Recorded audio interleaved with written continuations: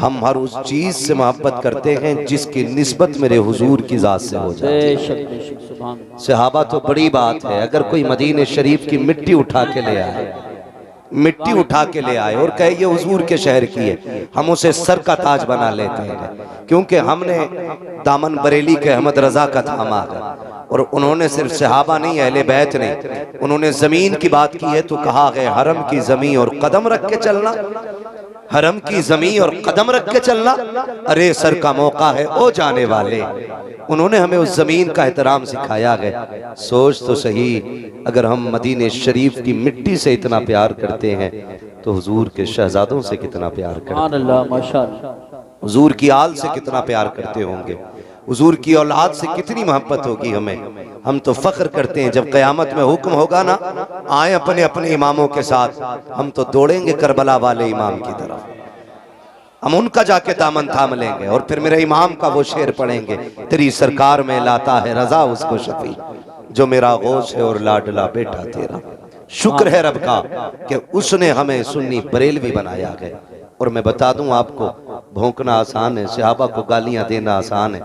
मैं एक बात कह देता हूं, सही बात यह है कि सहाबा ही ने हमें अहले बैत का अदब सिखाया,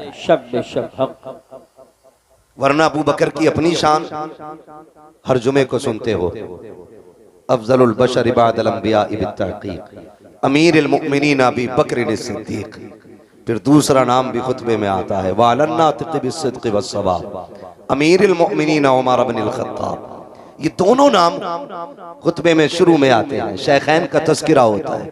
आपने पढ़ा, कोई छोटी शख्सियत नहीं है, बड़ी शख्सियत है, लेकिन जानते हो जिन्हें नबियों के बाद अफजलियत का शरफ हासिल है, एक दिन वो शहजादे को कंधे पे लेके आ रहे हैं।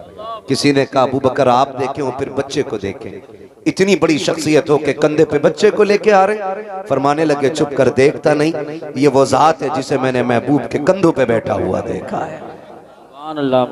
हम घुंघरू बांधने वालों से अहले बैत का अदब सीखेंगे? मुझे बताओ, 10 दिन काली पट्टी पहनने के बाद शराब के नशे में अली अली के नारे लगाने वाले ये बताएंगे अली क्या है? हम अबू बकर से पूछेंगे अली क्या है? ये उमर बताएंगे हुजूर के शहजादे कौन है। हाँ, गलत नहीं कह रहा हूं, खुदा की कसम। हजरत अली कहते हैं अबू बकर, उमर, ये इनकी जिंदगी आप देखें। मैं बात को ज्यादा तूल नहीं दूंगा, बस इशारतन समझा के आगे बढ़ जाऊंगा, इसलिए कि मुझे पता है ये सारे वही बैठे हैं जिसने वो सबक पढ़ा है कि मसलक के आला हजरत पे कायम रहो। जिंदगी दी गई है इसी के लिए, अख्तरे कादरी खुल्द में चल दिया, खुल्द वाहे हर एक कादरी के लिए। मैं बहुत लंबी बात ना करके मुख्तसर अंदाज में कहना चाहता हूँ। हजरत अली आए, अबू बकर सिद्दीक कहते हैं मुबारक हो अली। का किस बात की मुबारकबाद? का नबी को फरमाते सुना है कि जन्नत का टिकट मेरा अली बांटेगा। कौन बांटेंगे? जोर से कौन? देखो भाई, खाली लंगर के सहारे ना आया कर, थोड़ा बहुत खाना घर से भी खा के आया कर। हाँ, तबर्रुक तो मिलता ही मिलता है, थोड़ा बहुत खा के आओगे ना तो सुभान अल्लाह कहने का सहारा बना रहेगा। है जो घर से खा के आए वो मेरे साथ बोलेंगे, मेरे साथ बोलेंगे सुभान अल्लाह। पीछे वाले लोगों के लिए कमेटी वालों लंगर का इंतजाम करें, शायद दूर से आए हैं तभी पीछे बैठे है ना, लगता है तभी खा के नहीं आए। और मसला कोई नहीं, हम तो पलते ही लंगर पे हैं, पलते ही लंगर पे हैं। और अक्सर बेशतर यही कहते हैं, तेरे टुकड़ों पे पले गैर की ठोकर पे लगा। झिड़कियां खाएं कहां छोड़ के, सदका तेरा खाते हैं तेरे दर का, पीते हैं तेरे दर का। पानी है तेरा पानी, दाना है तेरा, दाना है तेरा, दाना है तेरा। जब तक आप नहीं बोलेंगे आगे नहीं बढ़ूंगा। आप भी तो रखो, मैं भी ढीठ तो रखूं। अगर 4 कतरे मेरे बहने पसीने के तो एक आपका भी बहना चाहिए, सीधी सी बात है। खाते हैं तेरे दर का, पीते हैं तेरे, पानी है तेरा पानी, दाना है तेरा, दाना है तेरा, दाना है तेरा। ये लाइन क्यों बैठी है ऐसे भाई? खाली चेक करने के लिए आए कि अपनी भी हाजिरी लगवाने आए? सारे हाजिरी लगवाने आए ना, तो फिर मेरे साथ कहें दाना है तेरा, दाना। खाली आगे वाले मेरे साथ हो जाएं, पीछे वाले डब्बे तो खुद इंजन के साथ चलते रहते हैं। मसला ही कोई नहीं है। जी जी। और इंजन टकरा गया तो डब्बों की खैरियत जानते हो, कई ट्रेन के हादसे हो गए बहुत जल्दी जल्दी में। अब तो रेलवे पे भी अल्लाह खैर फरमाए, कोई विभाग सलामत नहीं है। मुझे सियासत पे बात नहीं करनी है, हमें रिसालत पे बात करनी है। बेशक, सुभान। समझ रहे ना?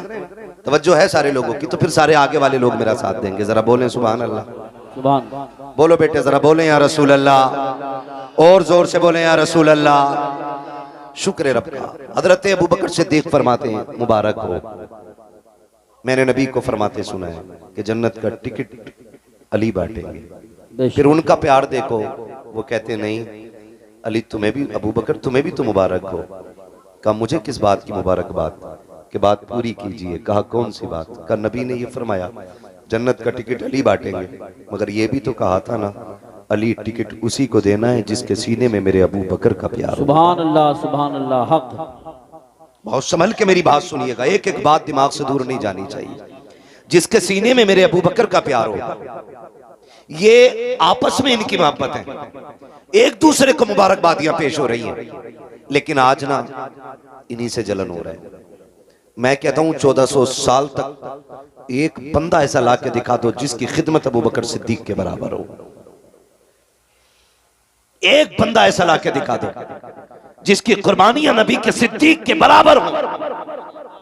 आप बराबरी की बात करें, उम्मुल मोमिनीन आयशा सिद्दीका हुजूर के कदमों में बैठ के कहती महबूब एक सवाल है, फरमाओ। कौन सा सवाल? कहती आका जितने आसमान पे सितारे उतनी नेकियां किसी की हैं?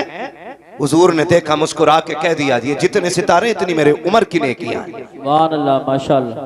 सुने मैं उनकी बात नहीं करता जिनके पसीने से भी बदबू आती है, जिन गलियों से गुजर जाएं वो गलियां बदबूदार हो जाती हैं। और उस शख्स को तो मैं आलिम मानता ही नहीं जो इल्म की जगह पर डिप्लोमे लिए घूम रहा हो। क्या कहने हैं, वाह वाह। मुझे उससे कोई लेना देना नहीं।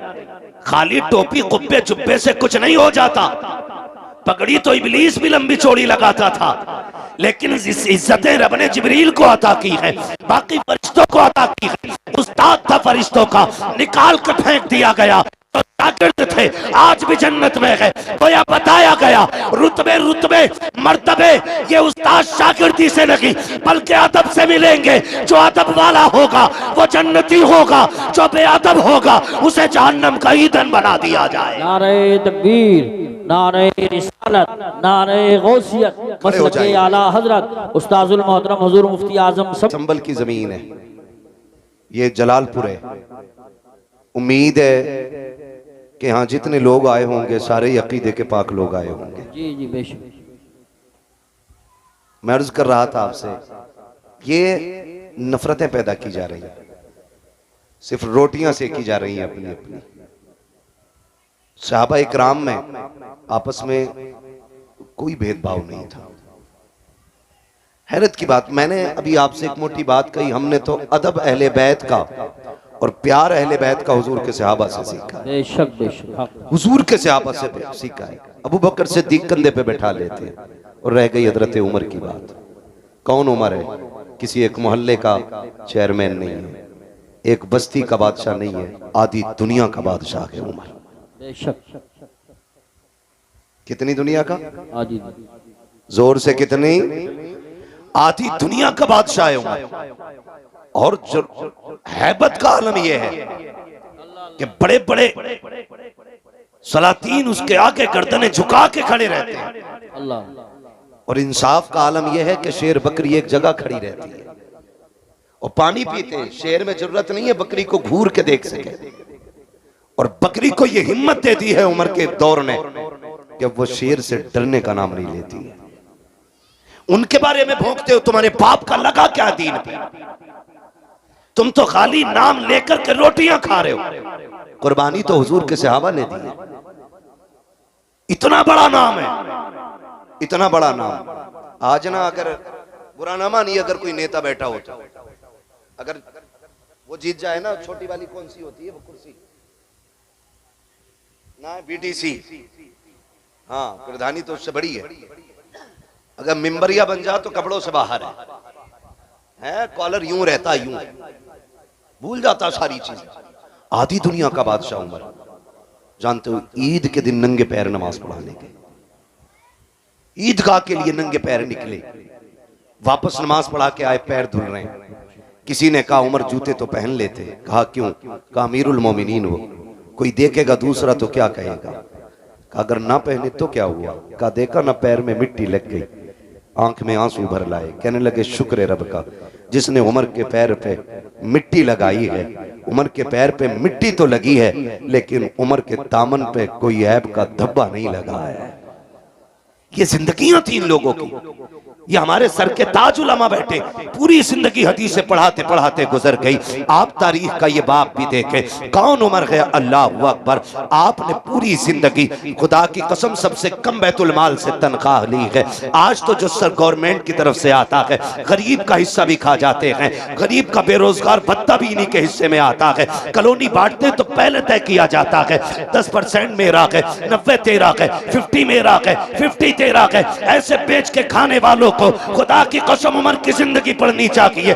पूरी जिंदगी आपने सबसे कम बैतुल माल से 2 हिस्सा लिया है। सबसे कम तनख्वाह लेने के बाद आप एक जोड़े में जिंदगी गुजार रहे हैं। खुदा की कसम लोग कहते थे कैसे बदबख्त लोग हैं। अभी एक कुत्ते ने भौंक के कहा था माज़ अल्लाह, हजरत उमर ने सैयदे कायनात खातून जन्नत फातिमा ज़हरा के शिकम पे लात मारी थी, जिसकी वजह से आपकी खुशी ज़ाय हो गई थी। मैं कहता हूँ गैरत आनी चाहिए। खुदा की कसम जो उनकी औलाद को पलकों का ताज बना के रखता हो, वो माँ की तरफ पैर कैसे बढ़ा सकता है, हाथ कैसे उठा सकता है। खुदा के वास्ते ज़बानों को ताले लगाओ, नबी के सहाबा के खिलाफ मत भोंकना, वरना जन्नत तो क्या है, जन्नत की महक तक नहीं मिलेगी। जन्नत सिर्फ उसे मिलेगी जो सहाबा वाला भी होगा, मुस्तफा की औलाद से प्यार करने वाला भी होगा।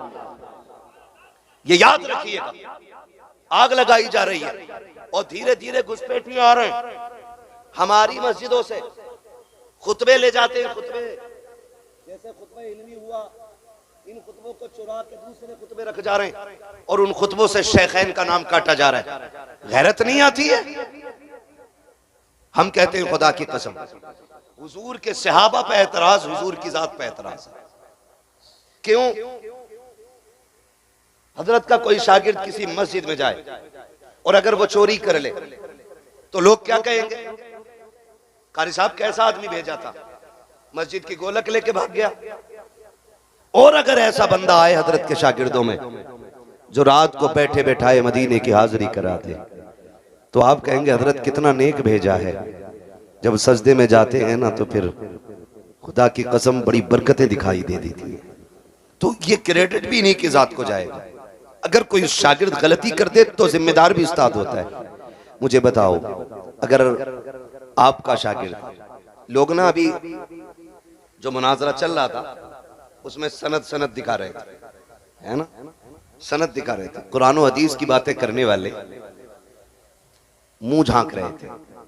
मैं एक बात कहूं, सीधी सी बात है, मैं तवज्जो है भाई, देख थोड़ा सा, जिसको जहां जगह मिले खड़े रहिए, बोलिएगा ना, डिस्टर्ब करेंगे तो मैं बात नहीं कर पाऊंगा। मेरे राहे तलब को आसमां के पार जाना है, ये ख्याल रखिए। मुझे बहुत आगे तक की सूझ रही है, अभी मैं आगे जाऊंगा, मगर बीच में डिस्टर्ब करेंगे, आप लोग आपस में खड़े होने का झगड़ा करेंगे, मसला ही खराब हो जाएगा।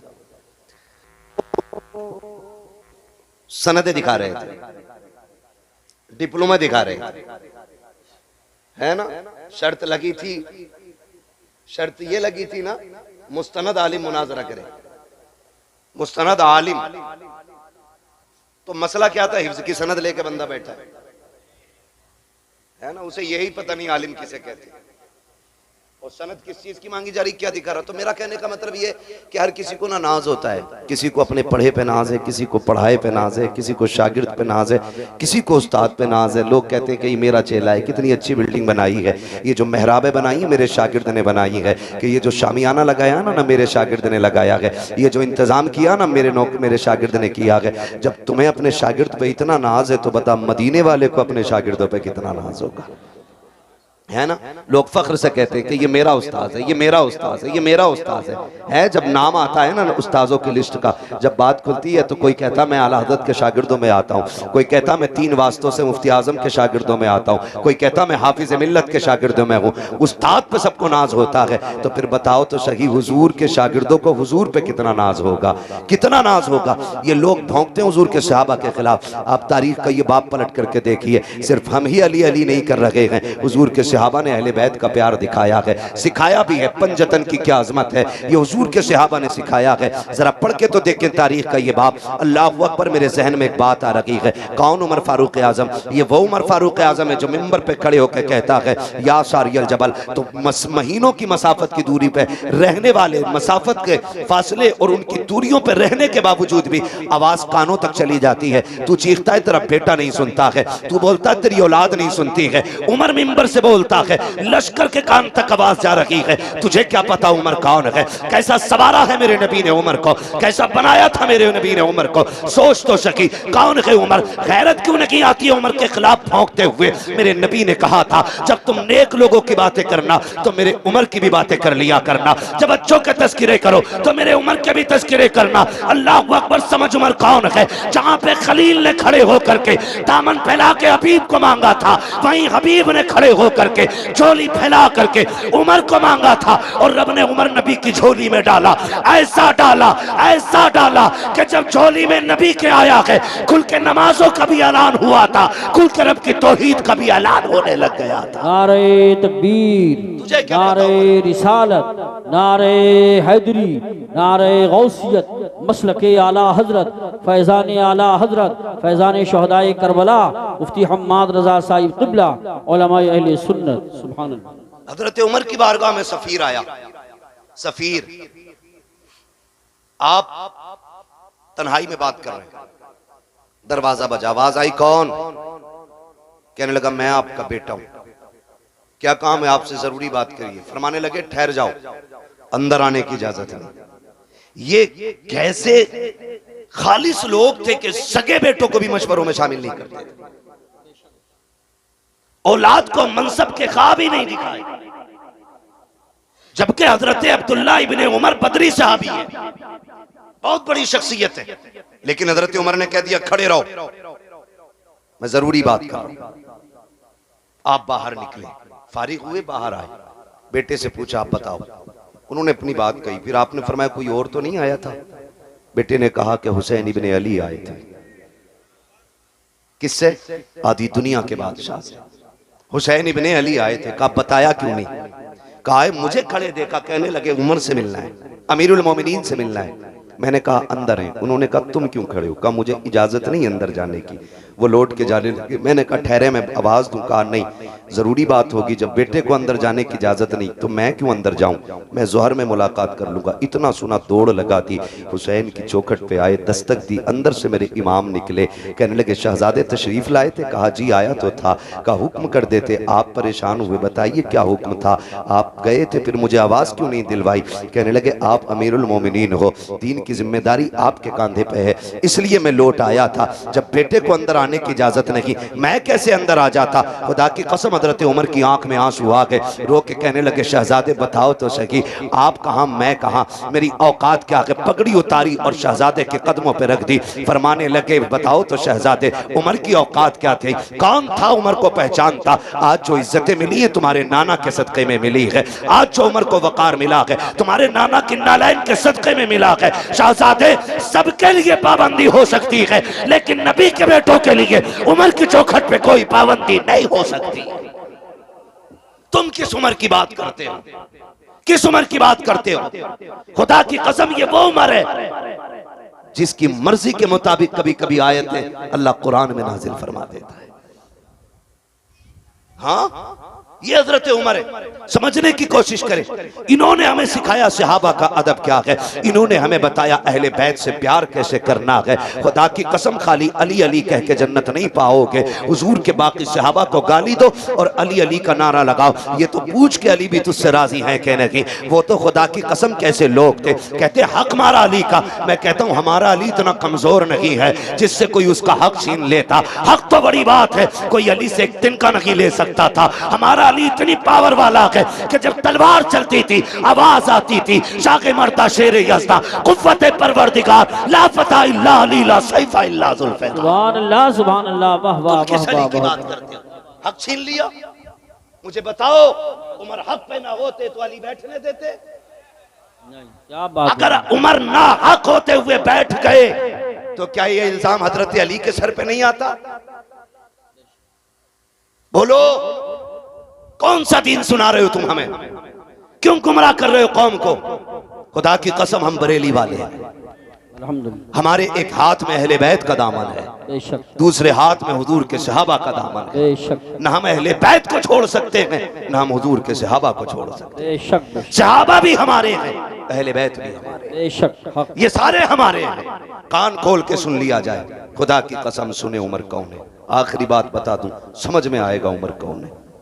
एक दौर ऐसा भी गुजरा, उम्मुल मोमिनीन, सच्चे बाप की सच्ची बेटी, पारसा बाप की पारसा बेटी, जन्नती बाप की जन्नती बेटी, उम्मुल मोमिनीन हजरत आयशा सिद्दीक़ा रज़ी अल्लाह तआला अन्हा पर इल्ज़ाम लगाया गया। और इल्ज़ाम इतना सख्त था कि बाज़ सहाबा इकराम भी शशो पंज में थे। खुद मेरे महबूब का आलम यह था कि सरकार दो आलम सल्लल्लाहु तआला अलैहि वसल्लम के चेहरे से मुस्कुराहट खत्म हो गई। खुद उम्मुल मोमिनीन आयशा सिद्दीक़ा फरमाती हैं कि हुजूर मुझसे इतना प्यार करते थे कि एक लम्हे के लिए मुझे नजरों से ओझल नहीं होने देते थे, लेकिन आज जब घर में आए ना तो महबूब ने चेहरा फेर लिया। कहती हैं फिर क्या था, फिर तो बिजलियां गिर गई, कयामत टूट पड़ी, मैं हुजूर की जुदाई बर्दाश्त न कर सकी, बेरुखी ने मुझे मार डाला।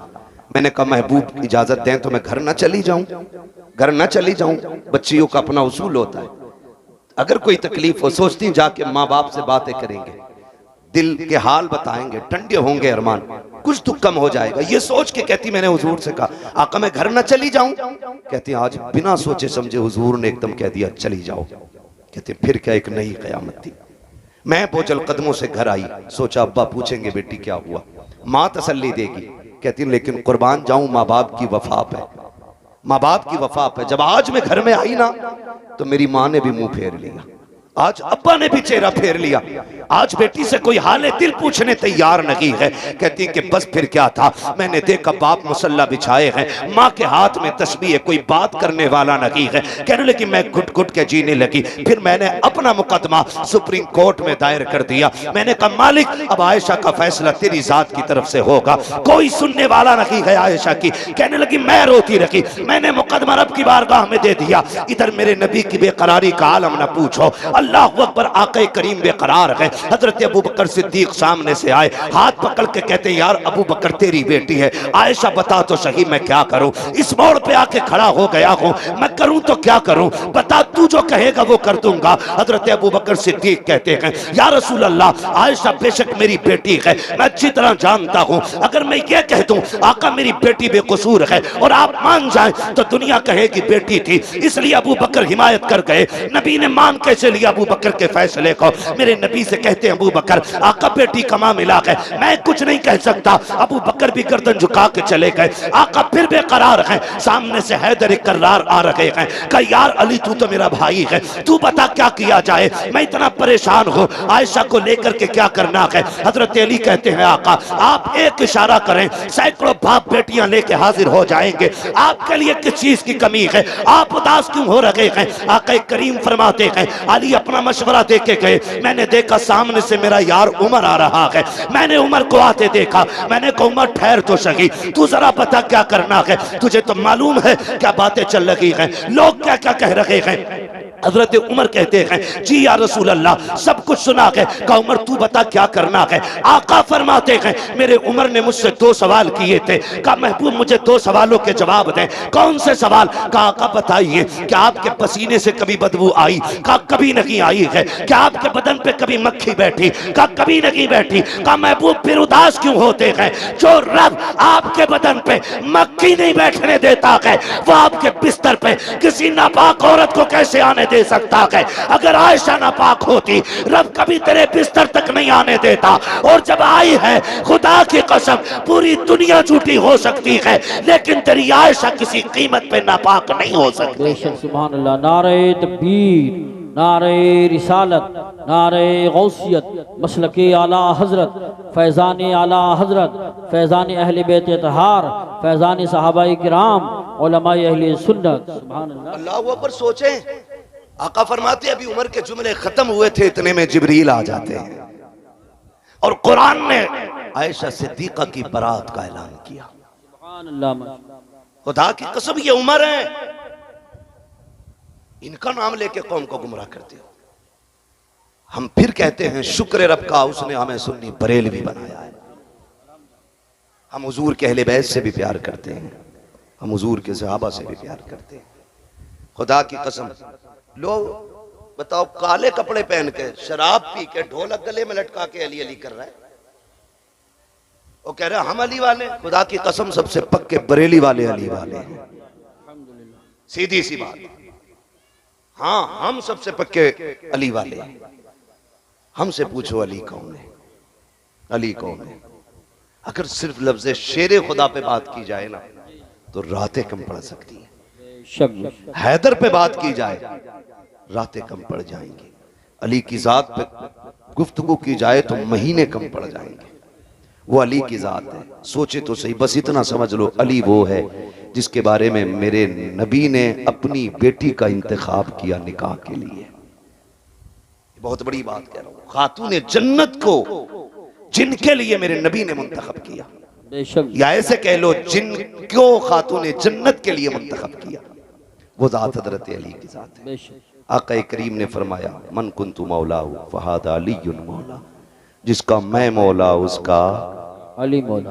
कितनी कमजोरी से बोल रहे हैं सुन्नी, जिसका मैं मौला उसका अली मौला, उसका अली मौला। ये याद रखिएगा, अली का नाम है। अगर चेहरे बिगड़ जाएं तो समझ लेना ये जहन्नमी है, और चेहरे खिल जाएं नाम सुन के तो समझ लेना जन्नती है। सुभान अल्लाह, सुभान अल्लाह। जिसका मैं मौला उसका अली मौला। पीछे वाले लोग अब भी कुछ सोच के बोलेंगे, कल बोल दीजिएगा घर जाकर के बात समझ में आए तो। जिसका मैं मौला उसका अली मौला। आगे वाले खाली साथ दें, जिसका मैं मौला उसका अली मौला, अली मौला। वो खुदा की कसम देखें, दुल्हा भी लाजवाब, दुल्हन भी लाजवाब। दुल्हा वो है जिसके बारे में मेरे नबी ने फरमाया अना मदीनतुल इल्म व अलीयुन बाबूहा, मैं इल्म का शहर हूं, अली उसका दरवाजा। दरवाजा। यही तो है ना सुन्नियों की घर की बरकत है। हाँ, आधी बात मौलवी कहता तो आधी बात कौम कह देती है। मैं इल्म का शहर हूं, अली उसका दरवाजा। ये जात हजरत अली की है। और जो दुल्हन है वो कौन है? सैयदा तैयबा ताहिरा आबिदा जाहिदा तकिया नकिया जकिया राकिया साजिदा काइमा साइमा सुभान अल्लाह। हाफिजा कारिया हालिमा फाजिला मुफ्तिया सैयदा कायनात खातून जन्नत फातिमा ज़हरा। सुभान अल्लाह, माशाअल्लाह, माशाअल्लाह, माशाअल्लाह। ये दुल्हन और वो दुल्हा, इस आंगन में जो कली खिली है, एक कली को हसन कहते हैं, दूसरी कली को हुसैन कहते हैं। हुसैन कहते हैं। सुभान। क्या बात रजा उस चमनिस्तान करम की, ज़हरा है कली जिसमें हुसैन और हसन फूल। हसन फूल। कमाल की बात यह है, जिम्मेदार लोग बैठे हैं, मैं पूरी जिम्मेदारी से कहता हूँ, कायनात में सबसे अफजल जात औरतों में खातून जन्नत की जात, बेशक हक, हुजूर की बेटी की जात। और क्यों ना हो, क्योंकि सैयदा कायनात मेरे महबूब के जिगर का टुकड़ा है, हुजूर के जिगर का टुकड़ा है खातून जन्नत। और अल्लाह ने यह शान अता फरमाई है। दुनिया की सारी औरतों की बात करता हूं, कोई औरत ऐसी नहीं जिसको रब खुशियां अता करे और उसको औरत वाले अवारिजात लाहिक ना हो, सिवाय खातून जन्नत के। बेशक।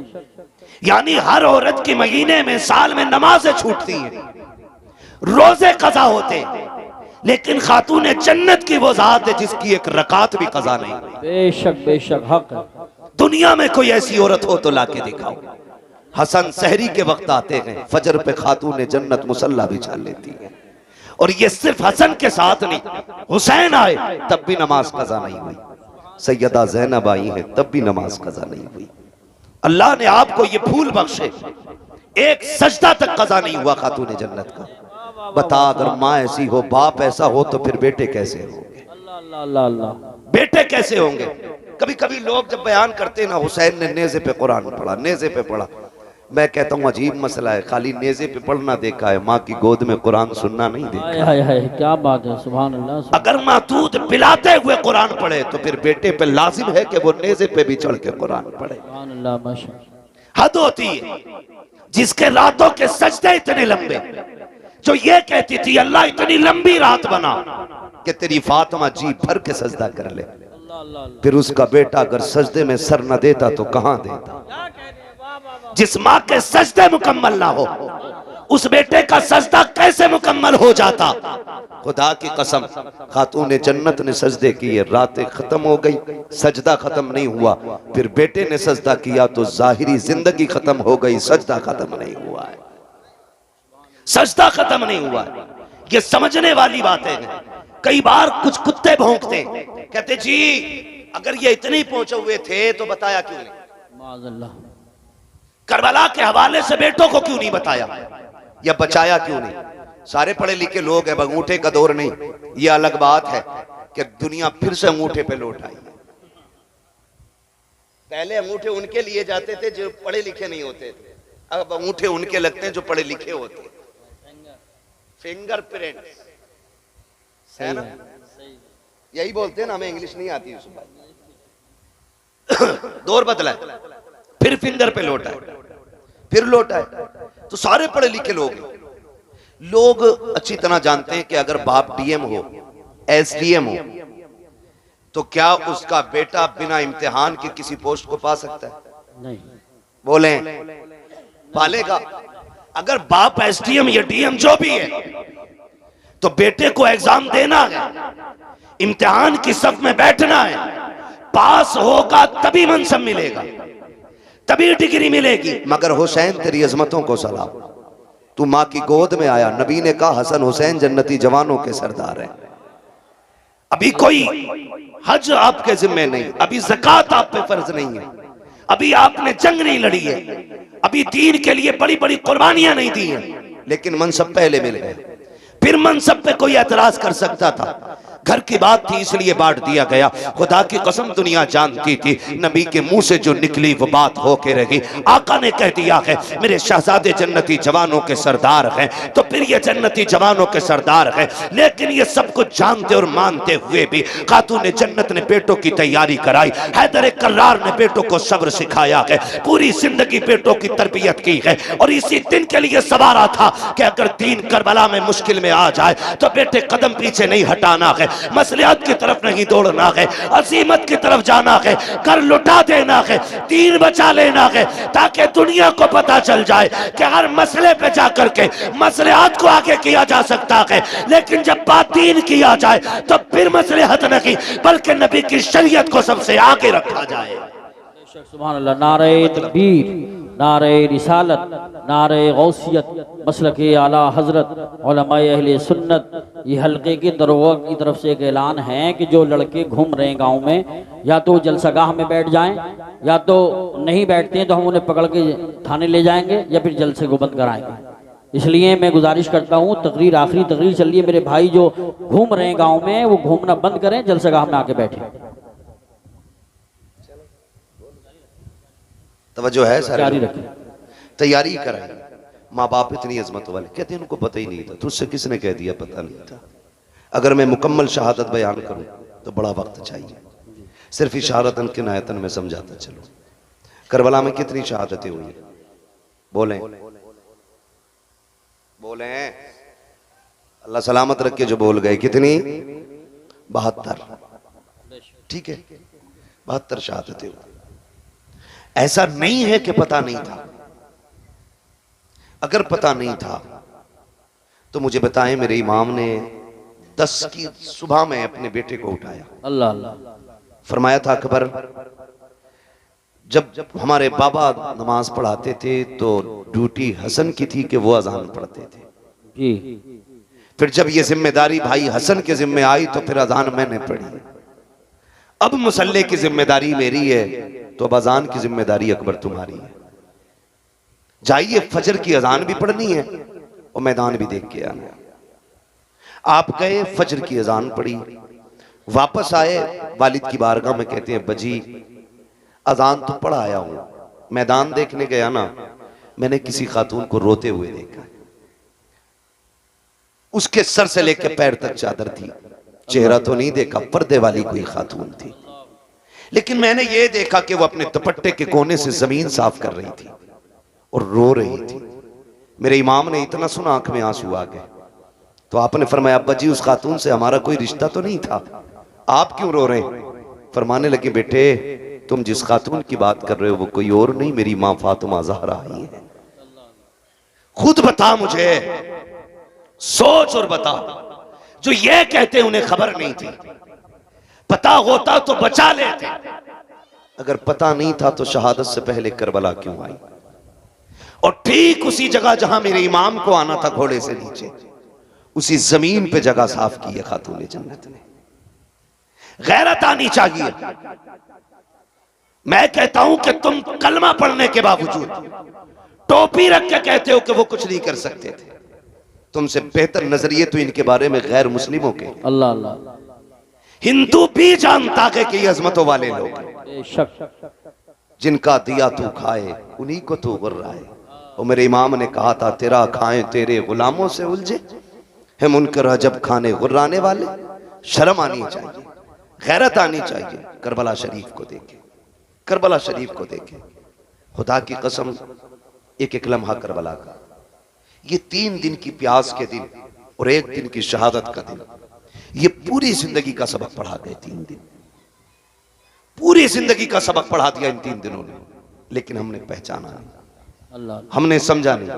कई बार लोग कह देते हैं करबला में शहादतें हुई, गुजर गए। आसान नहीं होता है। घर छोड़ते वक्त आदमी के कलेजे फट जाते हैं, जबकि परदेश जाते हैं लोग, घर से निकलते हैं।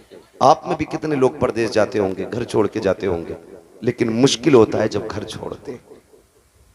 अपना घर तो घर होता है। लोग कहते हैं कि अगर छप्पर छोड़ के महल में भी परदेश में लेटने मिले ना, तो वो नींद महल के बिस्तर पे नहीं आती जो अपने छप्पर पे जमीन पे लेटने में नींद आती है। ये सबको अपना वतन इतना प्यारा है। सोच अगर तुझे मुझे संभल प्यारा है, मुरादाबाद प्यारा है, फिर हुसैन को मदीना कितना प्यारा होगा। ख्याल करें मदीना कितना प्यारा रहा होगा, उन्होंने मदीने से कितना प्यार किया होगा, जबकि मदीना शरीफ सबका प्यारा है। जिसका शहर है उसका भी और जिसका नहीं है उसका भी। हज करके लोग आते हैं, पलट के आते हैं। तैबा से लौटना किसी आशिक से पूछिए, अल्लाह अल्लाह, ऐसा है जैसे रूह बदन से निकल गई। लौटा के मदीने से उबैद अपना बदन ही, जो रूह थी वो अब भी मवाजा पे खड़ी है। जो मदीने से लौट आते हैं ना, रूह उनकी वहीं रह जाती है। जब भी सलाम पढ़ा जाता है उनके सामने गुंबद खजरा की जालियां होती है।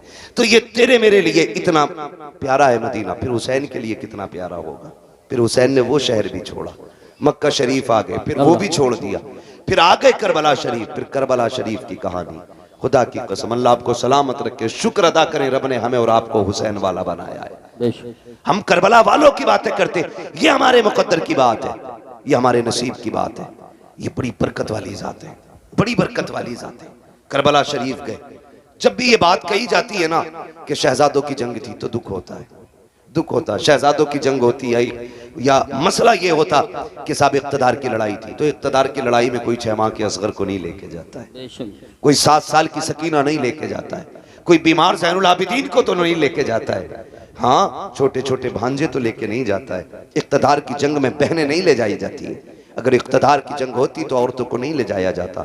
मामला कुछ और है। खुद हजरत हुर ने बयान किया था, जब मेरे इमाम ने खुतबा दिया और हजरत हुर बेकरार थे, तो शिमर ने कहा था, हुर क्या बात है, आज को ज्यादा बेकरार नहीं लग रहा है? तुझे दस्ते का सफर सलार बनाया है, फिर इतना बेचैन क्यों है? तो बातों ने तुझे क्या कर दिया है? उसने कहा, यार मुझे नहीं मालूम था कि तुम इतना सब कुछ करोगे। मुझे तो ये पता था खाली मुस्तफ़ा के शहजादे को मजबूर करके बैत ली जाएगी। इतना नहीं मालूम था कि तुम इतने गिर जाओगे, नबी के खून के प्यासे हो जाओगे। अगर इतना पता होता तो मैं रास्ता कतई नहीं रोकता। अल्लाह अकबर। जब हुर ने इतना कहा, शिमर ने का इरादा क्या है? कहा, मैं ये सोच रहा हूं एक तरफ जन्नत का दरवाजा है, दूसरी तरफ जहन्नम का दरवाजा है, करूं तो क्या करूं? कहा हुर तेरी मर्जी है, देख इधर इख्तिदार है, दौलत है, इधर सब कुछ है, उधर ना जाना, उधर कुछ भी नहीं है। मेरे इमाम के खुतबे के बाद हुर की बेकरारी ने जब उन लोगों के दिल पे बेकरारी पैदा की, सोचने लग गए अगर एक हुर गया तो हमारी जमात टूट जाएगी। मगर खुदा की कसम हुर को रोकने की कोशिश की, आपने सबको ठुकराया। कहा सुनो, दुनिया की दौलत तुम्हें मुबारक हो, हुसैन के कदमों की खाक मुझे मुबारक हो। लिखा था किसी ने, ये नारा हुर का था जिस वक्त फौजे शाम से निकला कि देखो यूं निकलते हैं जहन्नम से खुदा वाले। हुसैन इब्ने अली की क्या मदद कर सकता था कोई? वो खुद मुश्किल कुशा थे और थे मुश्किल कुशा वाले। किसी ने जब वतन पूछा तो यूं हजरत ने फरमाया मदीने वाले कहलाते थे, अब है करबला वाले। सुभान अल्लाह, सुभान अल्लाह। हाँ, मदीने वाले कहलाते थे, अब हैं करबला वाले। मुश्किल घड़ियां, मुश्किल घड़ियां आपने गुजारी, बड़ी कुर्बानी दी आपने, 71 लाशें उठाई, खुद भी करबला के मैदान में गए, शहीद हुए।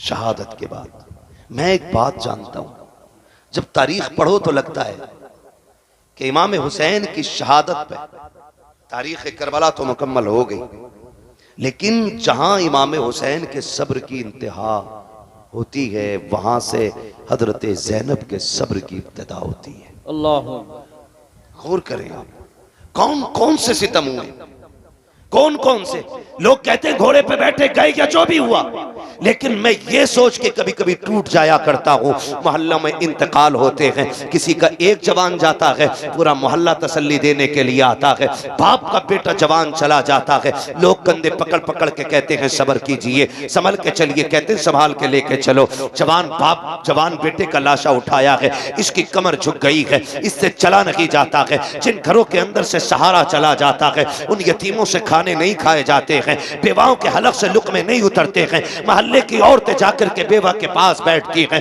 हाथ से मुंह में लुकमे खिलाती हैं, सबर कर चल तेरा घरवाला चला गया। लेकिन इनका साथ भी कब तक होता है? रात के 12 बजे तक। फिर सब मोहल्ले वाले भी कह के उठ जाते हैं, चलो जी अब चलते हैं, सोने का वक्त हो गया है। जब दुनिया छोड़ के चली आती है तो यतीम बेवा को देख के रोते हैं, बेवा यतीमों के सर पे हाथ रख के रोती है, बेवा सोचती है बच्चों का सहारा कौन बनेगा, बच्चे देख देख के रोते हैं, अम्मी जान आज के बाद हम किसको आवाज देंगे। मगर वाह रे हुसैन, तेरी हिम्मत को सलाम, तेरी जुर्रत को सलाम, तेरा एक नहीं तू 71 उठा के लाया था, लेकिन आज कोई कंधे पे हाथ रखने वाला नहीं है, कोई बाजू पकड़ के सहारा देने वाला नहीं है, कोई तसल्ली देने वाला नहीं है। हमारे यहाँ एक चला जाता है तो खानदान के खानदान रोटी खिलाते हैं, या तो कोई ज़ैनब को एक घूंट पानी पिलाने वाला नहीं, शहरबानों को तसल्ली देने वाला नहीं है, कोई सहारा देने वाला नहीं है। अहले बैत अतहार का चमन पूरी तरह उजड़ चुका है।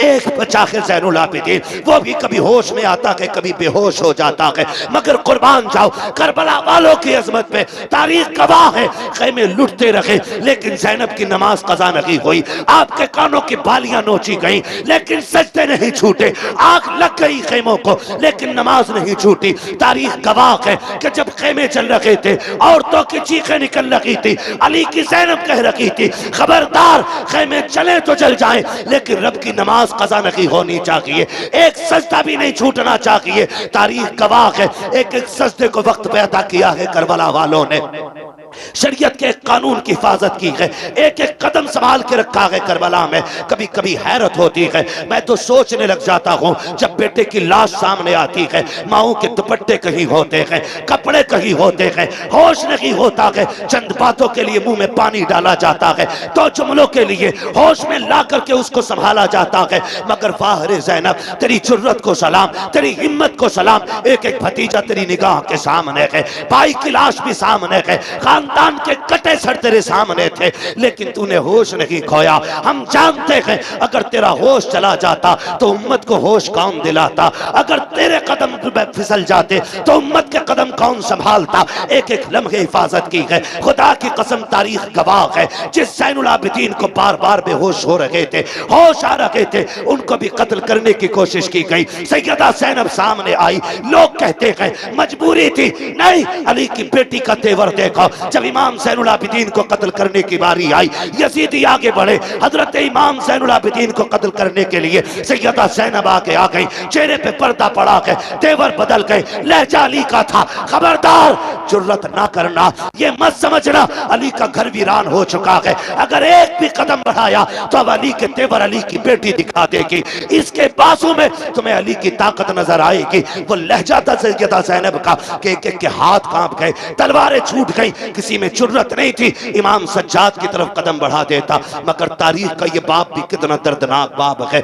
जब रात पहली आई है यार, जब किसी घर से जनाजा उठता है, लोग उस घर में रात भर नहीं सो पाते हैं, लगता है तन्हाई से डर, लगता है अंधेरे से डर, उस बिस्तर पे कोई नहीं लेटता जिस पे बाप ने दम तोड़ा हो, उस चादर को कोई नहीं ओढ़ता जिस पे घर वाला चला गया हो, उस दुपट्टे को कोई बेटी सर पे नहीं रखती है जिसको ओढ़ के माँ दुनिया से गई थी। खुदा की कसम हमारा हाल ये है, मगर वाहरे ज़ैनब तेरी जुर्रत को सलाम, बिखरे हुए लाशें उठाए अली की बेटी ने रख के एक जगह ला करके और बैठ जाती है मक्तल में। हैदर कर्रार के शहजादे गाजी अब्बास का टूटा हुआ खंजर उसका टुकड़ा लेके बैठी और फैसला करती है, अगर अब कोई आया और लाशों के साथ कोई भी बदतमीजी की तो अली की बेटी काट के रख देगी। रात के 2 हिस्से गुजरे हैं, अचानक आहट महसूस हुई, तुम कहते हो उन्हें खबर नहीं है, गैरत आनी चाहिए, सुन तो सकी, जरा देख तो सकी तूने कैसे कह दिया, उन्हें खबर नहीं थी रात के 2 हिस्से गुजरे हैं। सन्नाटा है, हर तरफ तन्हाई तन्हाई है,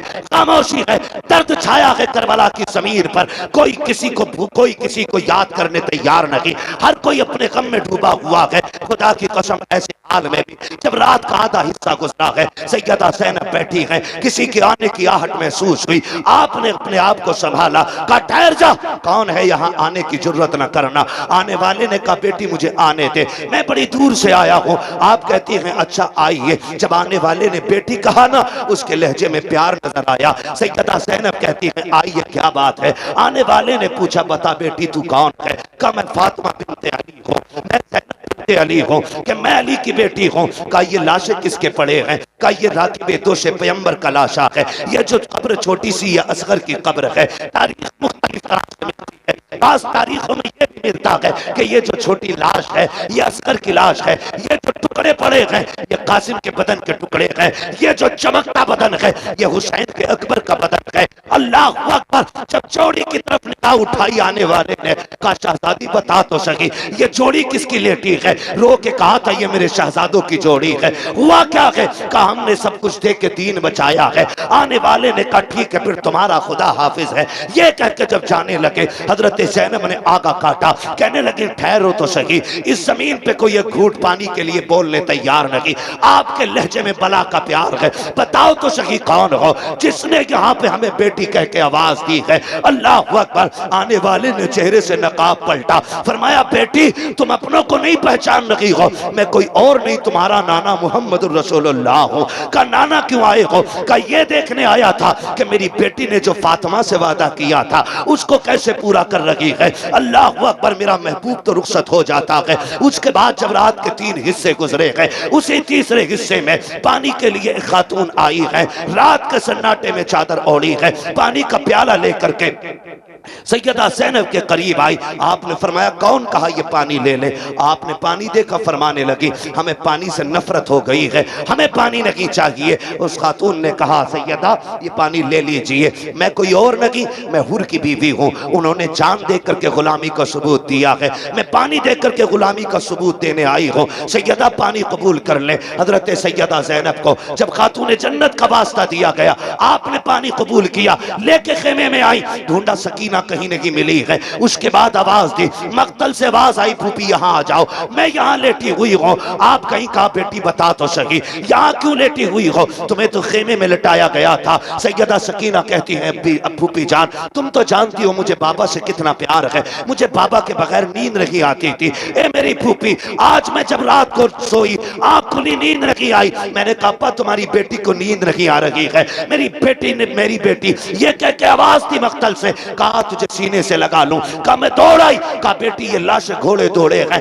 तुझे कैसे पता चला ये बाप का लाशा है। कहा फूफी जैसे तुम्हें दिख रहा है वैसे मुझे भी तो दिख रहा था, लेकिन मैंने आके कहा अब्बा कहाँ हो। कहा इसी लाश के हाथ उठे थे और कहा था बेटी मेरे सीने से लग जा। कहती फिर मैंने पैरों पे सर रखा, सो गई। कहा बेटी पैरों पे क्यों सोई? कहा मेरे बाप का पूरा जिस्म जख्मी था, सर रखती तो कहाँ रखती, बेटी तो बेटी हुआ करती है। और यार ये हुसैन की बेटी है, तेरी मेरी बेटी बाप की आंखों का आंसू गवारा नहीं करती, फिर हुसैन की बेटी, हुसैन के सीने के जख्म पे तकलीफ आ जाए, इसको कैसे गवारा कर सकती थी? कहा फूफी जान मैंने सर देखा, मैंने बदन देखा, जगह जगह पे जख्म है, पैरों के तलवे देखे, जख्म कम थे, मैं वहीं सर रख के सो गई। उठाया, कहा बेटी उठो, खेमे में लेकर के आई, पानी पेश किया। अल्लाह अकबर। अब अली के घर का सबक देखिए, जब पानी पेश किया आप कहती फूफी आप पीजिए ना, आप भी तो प्यासी हैं। तीनों दोनों की प्यास 3 दिन की है, भतीजी भी 3 दिन की प्यासी है, फूफी भी 3 दिन की प्यासी है। लेकिन फूफी ने कहा बेटी तुम पियो, भतीजी कह रही है फूफी पहले आप पिए। अल्लाह अकबर। सुनना गौर से प्यारे, जब इतनी बात कही सैयदा ज़ैनब कहती है बेटी हमारे घर का उसूल ये है कि जब बच्चे प्यासे होते हैं तो बड़े पानी नहीं पिया करते हैं, ये पहले पानी आप पीजिए। का ये कानून है? कहा यही कानून है। फिर उसके बाद सैयदा ज़ैनब ने अपना प्याला उनकी तरफ बढ़ाया, हजरत सकीना ने प्याला पकड़ा, दौड़ लगाई मख्तल की तरफ। सैयदा ज़ैनब कहती मैं हैरत में पड़ गई, प्यास तो इसे लगाई थी, जा कहां रही है? कहती सकीना कहां जा रही हो? कहती मेरी तरफ मुड़ के देखा, दौड़ते दौड़ते कहती है फूफी अभी आपने बताया था जिस घर के छोटे प्यासे होते हैं उस घर के बड़े पानी नहीं पीते हैं, मुझसे छोटा मेरा असगर प्यासा है, ये पानी पहले उसको पिलाया जाएगा। ये कह के दौड़ी, ठोकर लगी, पानी जमीन पे गिर जाता है, आप भी जमीन पे आ जाती है, पानी जमीन पी जाती है, आवाज आती है सलामुन अला सब्र अहले बैत मोहम्मद, सलामुन अला सब्र सकीना, नबी के घर वालों तुम्हारे सब्र को सलाम हो, हुसैन की सकीना तेरी हिम्मत और जुर्रत को सलाम हो। आज खुदा की कसम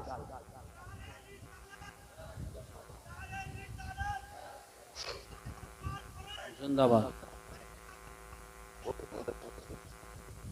अली का घर भी क्या घर है कि उस घर का हर एक बच्चा जिसे देखो वही शेरे खुदा मालूम होता है, वही शेरे खुदा मालूम होता है। ये बच्चों की वहां की तरबियत रही।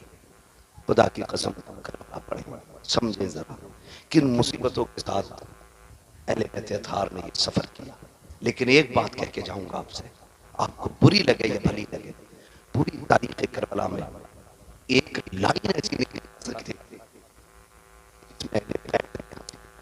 जिसमें चादर उतारी हो, एक लाइन ऐसी नहीं दिखा सकती पूरी तारीख में।